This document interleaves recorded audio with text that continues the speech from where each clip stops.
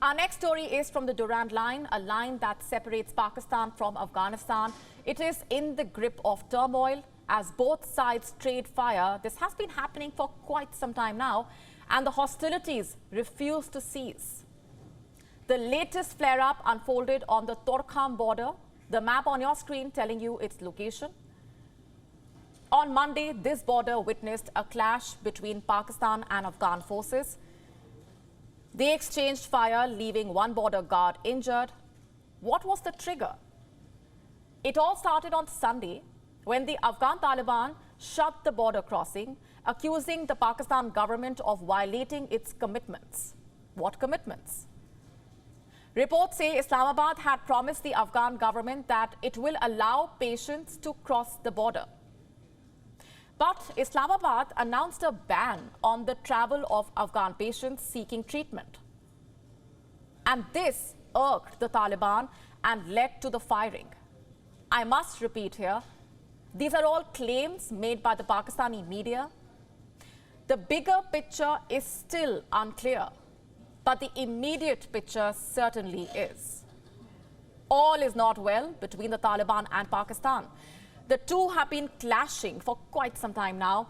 In November last year, in fact, they clashed at the Chaman Spin Boldak port, another major border crossing between Afghanistan and Pakistan. It was shut for trade and transit. The clash unfolded on the 13th of November. It started after an unidentified Afghan man killed a guard posted on the border. This led to both sides open firing at each other. There's no word on how many people lost their lives. And then, in December, an attack along the Pak-Afghan border killed over 6 Pakistani civilians and injured at least 17 others. Who was behind this attack?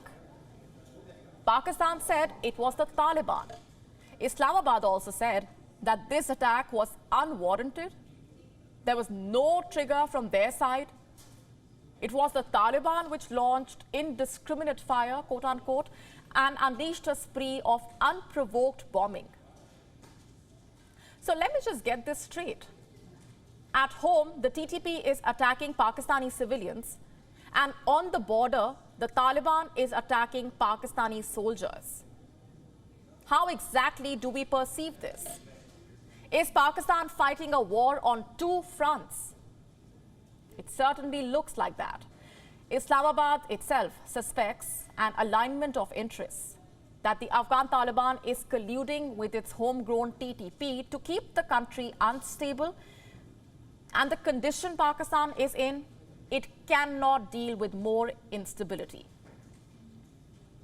The economy is in a mess. We have been telling you about this. The currency is in free fall. The national debt is only mounting. The foreign reserves are depleting. And fuel prices are at an all-time high. At a time like this, Pakistan has been forced to deal with border clashes and domestic terror. This is the worst nightmare the country could have ever imagined.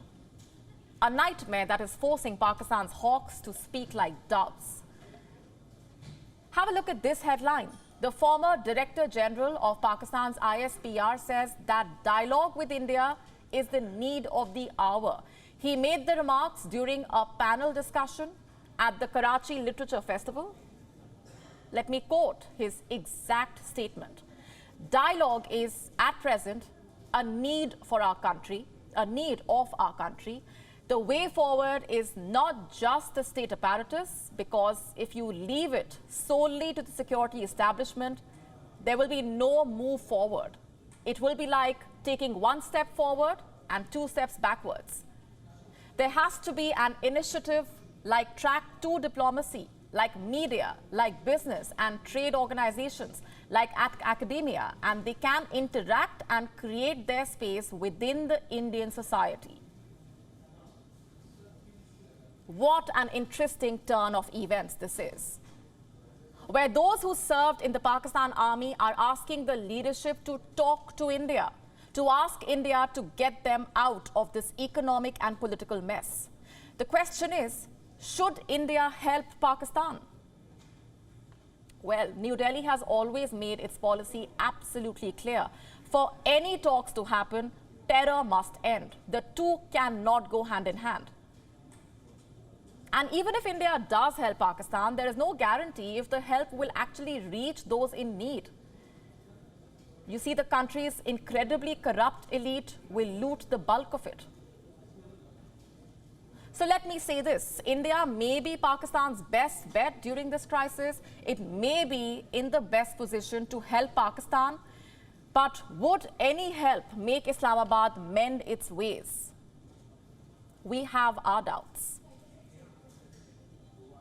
WION now available in your country. Download the app now. Get all the news on the move.